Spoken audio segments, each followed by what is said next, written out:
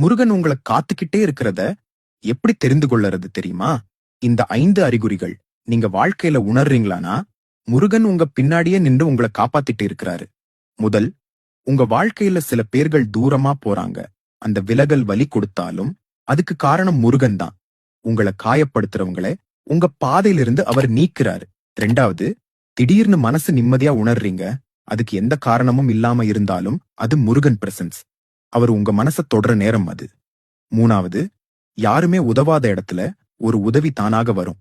அந்த உதவி வர்ற நபர் மிக முக்கியம் இல்ல, அந்த நேரத்துல வர்ற அருள் முக்கியம். 4வது, முன்னாடி பயமா இருந்த விஷயம் இப்போ ஸ்லோலி கான்பிடென்ட்டாக ஹேண்டில் பண்ண முடிகிறது. அது உங்க உள்ளத்துக்கு முருகன் தைரியம் ஊட்டுற நேரம்.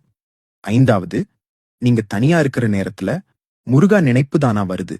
அவர் நினைவாக வரல, அவர் உங்க அருகே வந்து நிற்கிறாரு. இது 5 அசரீரி அறிகுறிகளும் உங்க வாழ்க்கையில நடந்து கொண்டிருச்சுன்னா நீங்க ஒருவரா இல்ல. முருகன் உங்க கைய புடிச்சு நடந்துகிட்டே இருக்கிறாரு.